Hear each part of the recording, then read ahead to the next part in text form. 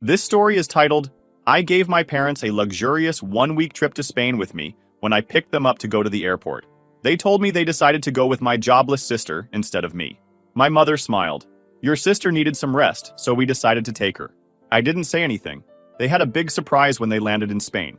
Hi everyone! Before we dive in, a quick favor.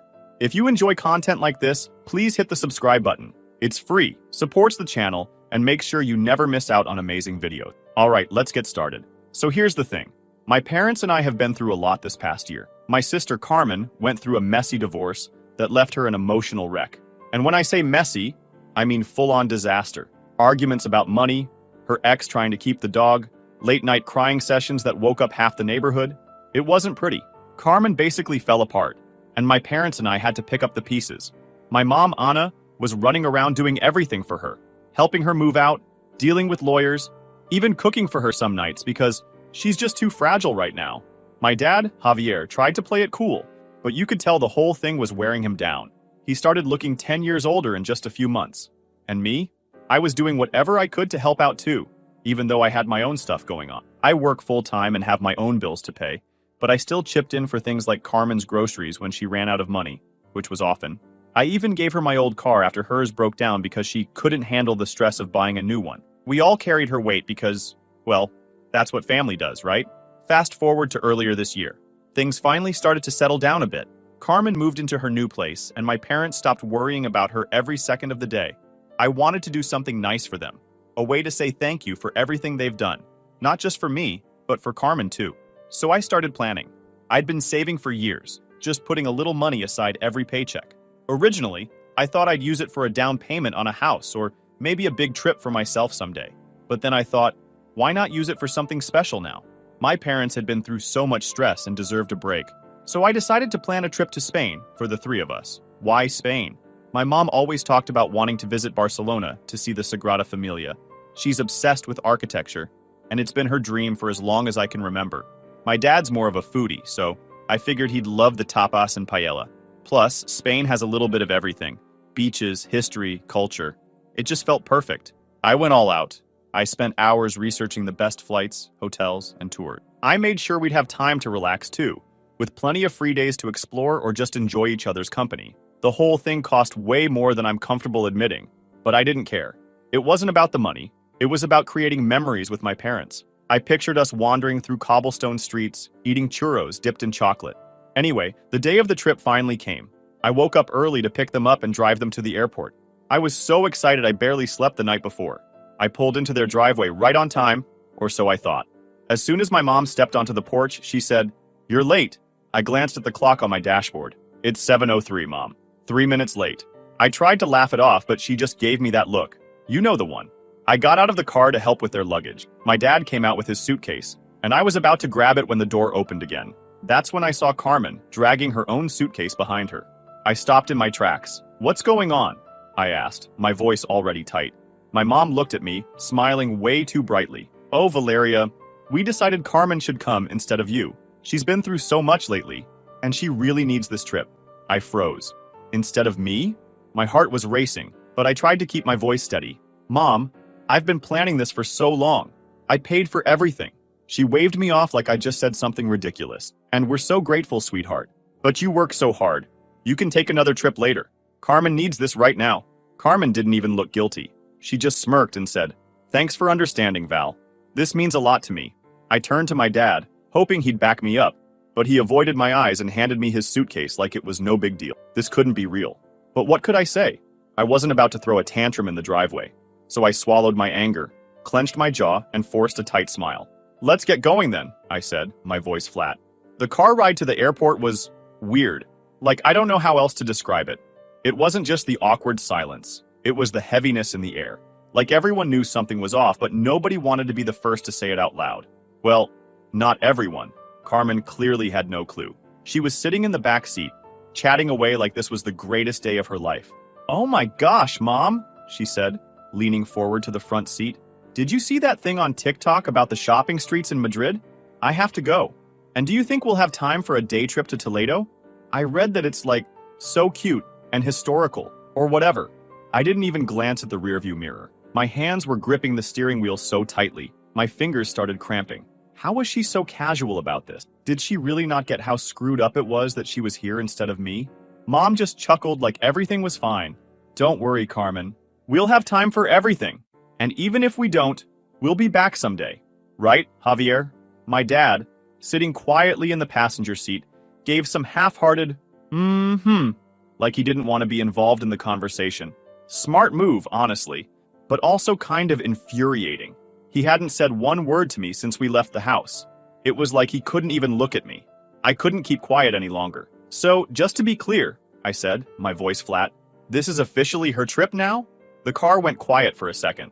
Then Carmen, oblivious as always, said, don't be so dramatic, Val. I mean, you'll get your turn eventually, right? Eventually? Eventually? My grip on the wheel tightened, and I had to force myself to take a deep breath before I snapped. Sure, Carmen. Whenever eventually happens, let me know. Mom turned to me, all fake sweetness. Valeria, please don't ruin this for Carmen. She's had such a tough year. You know how hard the divorce was for her. There it was. The reason, the excuse, for everything they'd done this past year. Carmen's divorce. It was like a golden ticket she could flash whenever she wanted something. Need groceries, but don't feel like paying for them? Flash the divorce card. Don't want to deal with life's responsibilities? Divorce card. Now it was the let's steal Valeria's trip to Spain card. I bit the inside of my cheek so hard it hurt, but I didn't say anything else. What was the point? They'd already made up their minds. They always had. Honestly, Carmen needed this. Carmen deserved that. It had been the same story for as long as I could remember. If you asked them, I was the strong one, the one who could handle anything. Carmen was the fragile one, the one who needed to be protected. Protected from what? I never really figured that part out. I kept my mouth shut the rest of the drive, even though Carmen couldn't seem to stop talking. She kept going on about all the things she wanted to do in Spain, throwing out random facts she must have Googled 5 minutes before leaving the house. Oh, and Mom, did you know the Sagrada Familia is still under construction? Isn't that wild? Like, what have they been doing all these years? Mom humored her with a polite, oh, wow. But I could tell she wasn't actually paying attention. I wasn't either. I was too busy staring at the road, wishing I could just turn the car around and go home. Or better yet, drop them off and leave them stranded on the curb. But no, I couldn't do that. Because I'm the responsible one. The closer we got to the airport, the heavier the silence from the front seat got. My dad didn't say a word, which wasn't like him. Usually he'd be cracking some dumb joke to lighten the mood, or at least trying to smooth things over. Not this time. He just sat there, fiddling with his phone like it was the most interesting thing in the world. I could feel the tension rolling off him, but he didn't do anything to fix it. I guess he figured it was easier to keep his mouth shut and let Mom handle things. Typical. When we pulled up to the drop-off zone, I parked and got out to help with their bags. Carmen hopped out first, practically skipping as she grabbed her suitcase from the trunk. Mom followed, thanking me for driving them like she hadn't just kicked me off my own trip. Dad still avoided eye contact as he handed me his suitcase, muttering something like, thanks, Valeria, under his breath. Mom came over and gave me a hug, which I barely returned. Thank you for understanding, sweetheart, she said. This means a lot to us, and to Carmen. Sure, Mom, I said, my voice completely monotone. I didn't even try to hide how pissed I was. Why bother? They obviously didn't care how I felt. So why should I? Carmen, of course, had to get in one last jab before she left. Thanks, Val. You're the best, she called, grinning like this was all some big joke. I stood there on the curb, watching them disappear into the terminal. I waited until they were out of sight before I got back in the car, gripping the steering wheel and staring straight ahead.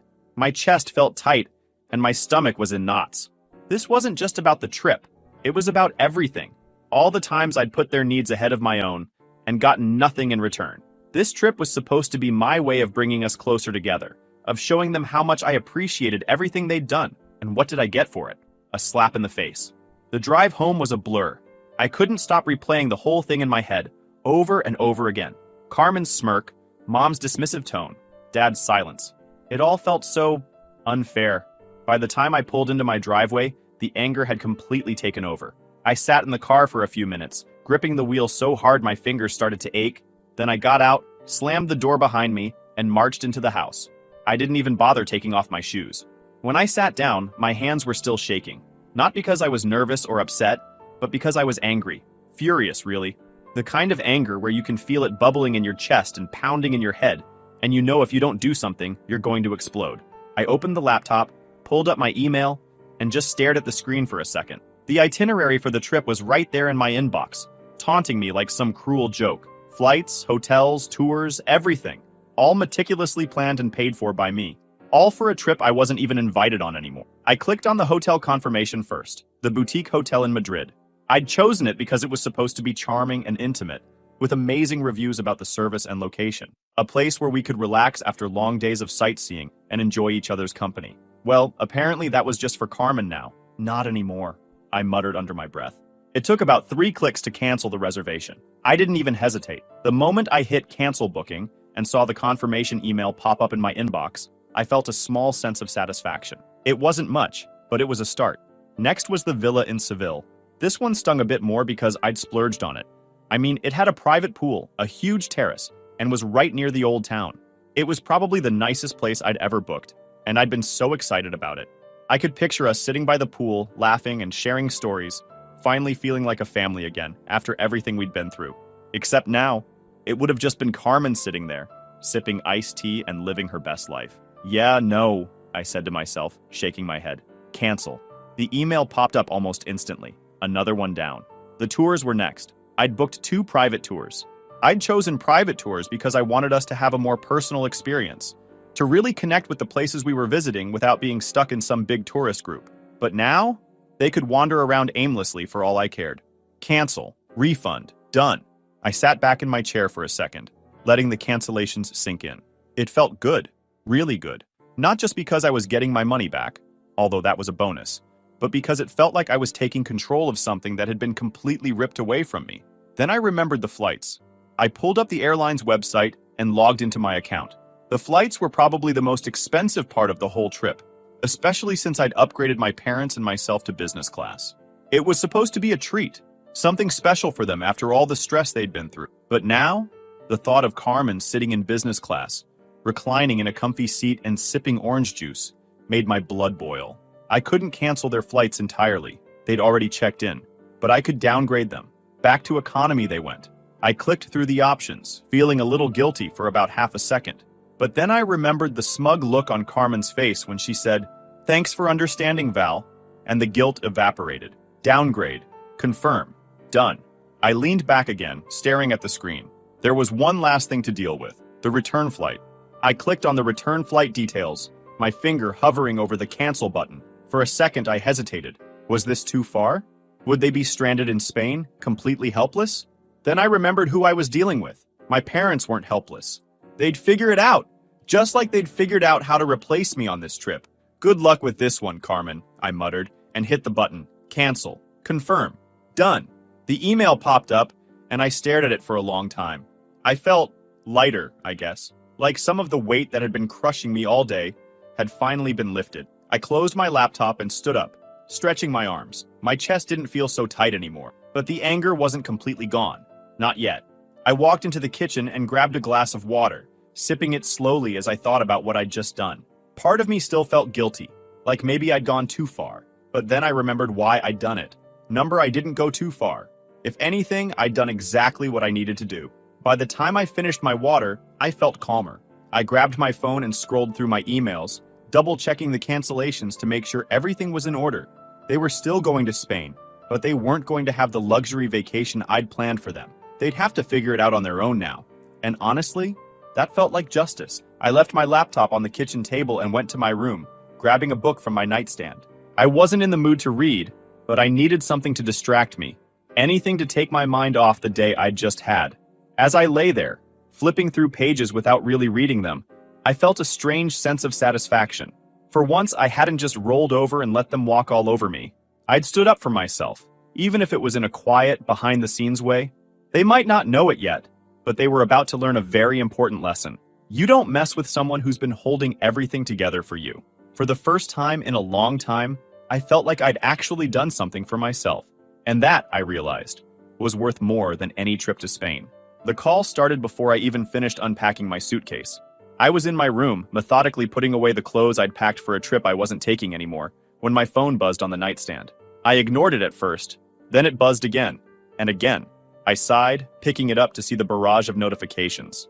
Missed calls, voicemails, texts, all from my mom, naturally. I scrolled through the messages, each one sounding more frantic than the last.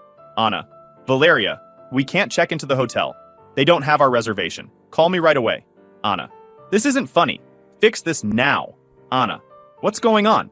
The front desk says we have no tours booked either. I smirked. Yeah, they were starting to figure it out.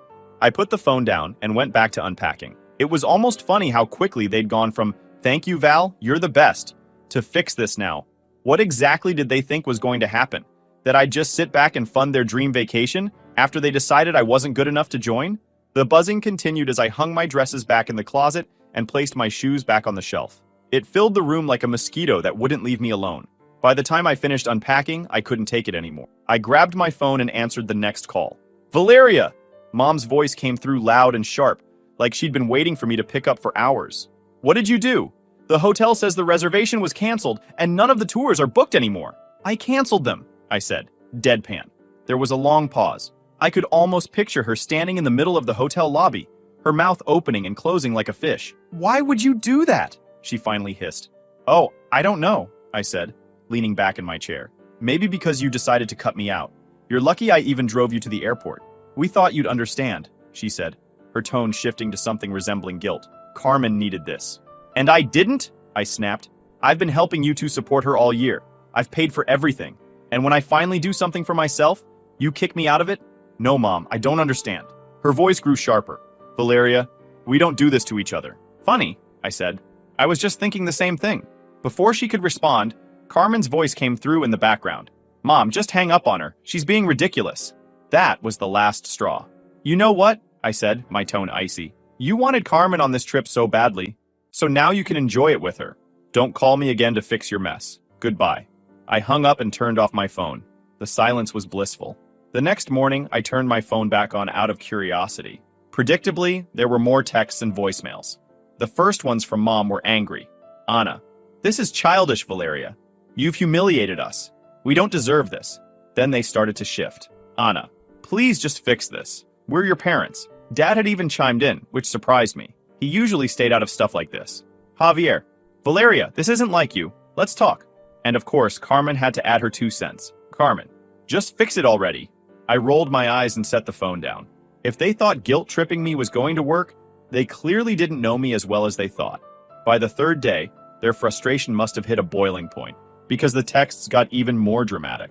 Anna, Valeria, you need to call me back right now. The hotel we found is awful, and the tours we tried to book are all sold out. Carmen, thanks for nothing, Val. I wasn't sure if I should laugh or feel annoyed. They were really struggling to handle this on their own. It almost felt satisfying to see how quickly things fell apart without me around to pick up the pieces. Eventually, I got curious and decided to answer when Dad called. Valeria, he started, his tone heavier than usual. Your mom wanted me to talk to you. Of course she did, I said. She's probably still mad I didn't fix everything for her. He sighed. Look, this has gotten out of hand. Your mom's upset, Carmen's furious, and this whole trip is, well, it's a mess. Sounds about right, I said, not bothering to hide my satisfaction. But you're better than this, he continued, like he thought I'd fold under a little flattery. You've always been the reasonable one, the one who keeps everything together. That struck a nerve. You're right, I said. I am the one who keeps everything together, and I'm tired of it. Valeria, this isn't just about the trip, he said, trying to sound calm. We're family. We should work through this together. Family, I said, my voice rising. Is that what we're calling this? Because to me, it feels like I'm just the backup plan whenever Carmen screws up. There was silence on the other end of the line. Finally, he said, I don't know what you want me to say. I don't need you to say anything, I replied. I need you to understand that I'm done. You made your choice when you decided I wasn't important enough to be part of this trip. Now you can live with it. I hung up before he could respond and turned my phone off again. By the time I turned my phone back on again, the silence had been blissful, but I had this nagging feeling they hadn't let it go. Sure enough, as soon as my phone powered up, the notifications came pouring in like a floodgate had burst. It was like they thought spamming me would somehow make me cave. I scrolled through the messages, and honestly, it was almost impressive how many emotions they managed to pack into their frantic texts. Anna, Valeria, this is getting out of hand. We need to talk. Carmen, seriously, Val? You're so petty for this. Mom is losing her mind, and it's your fault. Anna, the second hotel we found is awful. We can't even figure out the air conditioning, and it's so loud here. How could you do this to us? Now that I'd stepped back for once in my life, they were losing their minds. I opened a voicemail from Mom because I figured it would at least be entertaining. Her voice came through, sharp and angry at first. Valeria, I don't know what you think you're doing, but this is unacceptable. We are stranded here, trying to salvage this trip, and you've made it impossible. Carmen is devastated, and your father and I... She paused, and her tone softened, probably hoping to guilt me into feeling bad. We're so disappointed in you. This isn't who you are. Call me back so we can sort this out. I laughed out loud. This isn't who you are? The irony of that statement hit me like a brick. Who I was, apparently, was the one who always put them first, who always made sure things ran smoothly no matter how much it cost me, financially, emotionally, or otherwise. Well, not anymore. Over the next couple of days, the texts kept coming, but they started to shift. Instead of just angry rants, there were hints of desperation. Javier, we just want to understand why you're so angry. That one almost made me laugh. Why I was so angry. Really? After everything they'd done, they still didn't get it. But I wasn't going to explain it to them again. They could figure it out on their own. Meanwhile, I spent my days enjoying the peace and quiet. Without their constant demands hanging over me, I finally had time to focus on myself. Of course, the peace didn't last long. On the fourth day, Mom called again. And for some reason, I answered. Maybe I was bored, or maybe I just wanted to see what excuse she'd come up with this time. Valeria! She barked as soon as I picked up. This isn't funny anymore. We are struggling here. Do you have any idea how embarrassing this is? We're in this horrible hotel, and we don't know how to get anywhere because the tours you canceled were supposed to include transportation. So you're mad because you actually have to plan things for yourselves? I asked, my tone completely deadpan. You're acting like a child, she snapped. And you're acting like I owe you something, I shot back. Guess what, Mom? I don't. That was it for me. Enjoy the trip, I said, my voice dripping with sarcasm. Oh wait, you can't, because you're completely unprepared. Not my problem. Goodbye. If they wanted to act like I didn't matter, then they could figure out how to survive Spain without me. By the time their flight back home was due, I had fully settled into my quiet, stress-free routine. My phone stayed off most of the time, and I'd only turned it on once or twice to check for anything important. Work, friends, bills, things like that. The endless stream of texts and voicemails from my parents and Carmen didn't exactly qualify as important, so I just ignored them. I'd gotten used to the silence. It was peaceful. But the day their flight was scheduled to land, I figured they'd come straight to me. I wasn't going to hide. If they wanted to throw their tantrums in person, they were welcome to try. Sure enough, about an hour after their plane touched down, a taxi pulled into their driveway, and I saw them climbing out, dragging their bags behind them. I was already there, parked in their driveway, sipping coffee on their porch swing, like I didn't have a care in the world. They spotted me as soon as they got out of the car. Mom looked exhausted but still managed to look annoyed, and Dad, well, he just looked like he wanted to disappear. Carmen was the first to speak. Well, I hope you're happy, Val. You completely ruined the trip. I raised an eyebrow, but didn't bother standing up. Did I? Or did you ruin it when you decided to kick me off the guest list? Mom's jaw tightened, and she threw up her hands like this was somehow my fault. You know what you did, Valeria. Canceling everything? That was spiteful and childish. We couldn't even find decent hotels after that, let alone tours. It was a nightmare. Oh no, I said, feigning concern as I took another sip of coffee. A nightmare, you say? What happened? Did Carmen not get her Instagram-worthy photos? Carmen groaned. You're so petty. It's not about Instagram. Isn't it, though? I shot back. Because from where I'm sitting, it sure looked like this trip was all about you. Dad stepped in, his voice quieter but still firm. Valeria, you didn't have to cancel everything. You could have just, I don't know, let it go and come on the next trip. That got me to my feet. I put my mug down on the little table beside the swing and folded my arms. The next trip? Really? You think I'm going to just brush this off and plan another trip for the three of us? Or is Carmen going to magically need that one more than me too? I continued, my voice steady. You always think Carmen needs more. More attention, more support, more help. And I'm always the one who has to sacrifice so she can have it. Not this time. Carmen crossed her arms and scoffed. Wow, Val. Get over yourself. You're acting like this trip was some huge gift when really it's just money. You'll make more. I stared at her, my jaw tightening. Do you even hear yourself? Do you know how much work and sacrifice went into planning that trip? How many things I gave up so I could make it special for Mom and Dad? And you just waltz in at the last minute and take it like it's owed to you? You're unbelievable. We didn't mean to make you feel like that, Dad said. But his voice was weak. But you did, I said, holding his gaze. And now you're upset because I didn't just roll over and take it. You're mad because I finally said enough is enough. Mom's face softened a little, and for a second, I thought she might actually apologize. But then she said, "We just thought you'd understand, Valeria. You're so strong. And Carmen isn't," I finished for her. "Yeah, I got the memo. I've been hearing it my whole life. Guess what, Mom? Being strong doesn't mean I don't have feelings, and it doesn't mean I'm okay with being treated like I don't matter." There was silence for a moment, and I could see the wheels turning in Mom's head. Carmen looked like she wanted to say something snarky, but for once she kept her mouth shut.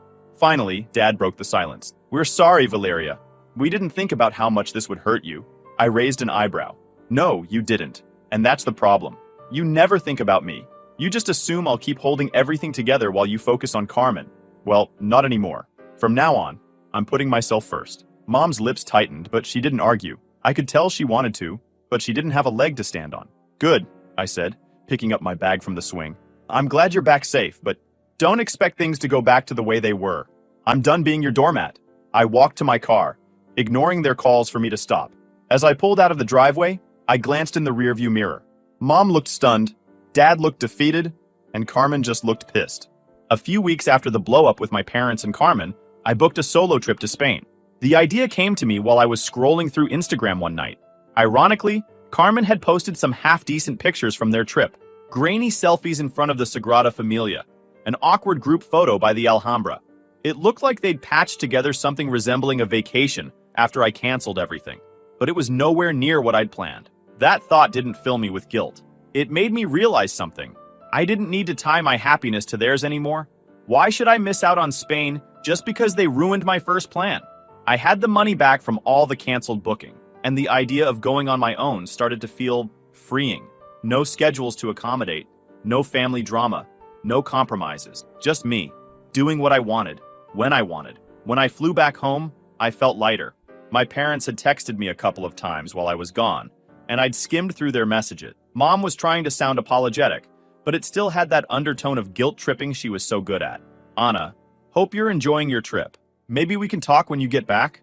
I didn't reply right away. I wanted to, but on my terms. I'd made that mistake too many times before, rushing to smooth things over just to keep the peace. Not this time. A couple of weeks after I got back, I was feeling pretty good about how things were going. I had my life back in my hands, my boundaries were solid, and I'd made peace with the fact that I wasn't going to sacrifice for my family anymore. But, of course, that peace didn't last long because my parents, and Carmen, just couldn't leave well enough alone. It started with the calls. At first, it was just the occasional checking in type of message. Mom would call and leave a voicemail like, "Hi, Valeria. Just wanted to see how you're doing. Give us a call when you can." Nice enough on the surface, but I could tell there was an underlying tension. I ignored all of it. Every text, every voicemail, every guilt trip. I wasn't ready to have another argument or worse, pretend like everything was fine just to keep the peace. Then came the favors. It started with a message from Mom. "Anna, Valeria, your dad's car broke down and we're struggling to figure out how to cover the repairs. I know you're good with budgeting. Can you help us out?" I stared at the text, feeling the familiar pressure creeping in. For years, I'd been the one to help out whenever something went wrong. Whether it was helping with household expenses or stepping in during their financial messes, I'd always been the fallback. Not this time. I replied with a simple, "Me. Sorry to hear that. Maybe Carmen can pitch in." No response. A week later, Mom called again. This time, I decided to answer just to see what they wanted. "Valeria," she started, her voice full of that fake sweetness she always used when she was trying to butter me up. "How are you, sweetheart? We haven't heard from you in so long." "I'm fine, Mom," I said, keeping my tone flat. Good, she said quickly. "Listen, your dad and I were wondering if you could come over this weekend. The gutters need cleaning, and Javier's back has been bothering him lately. You're so good at that kind of thing." I almost laughed out loud. Now they wanted me to come clean their gutters? "I can't," I said. There was a pause. "Why not?" she asked, her tone sharpening. "Because it's not my responsibility," I replied. "Hire someone if you need help." She sputtered for a second, clearly caught off guard. "That's not fair, Valeria. We've apologized already."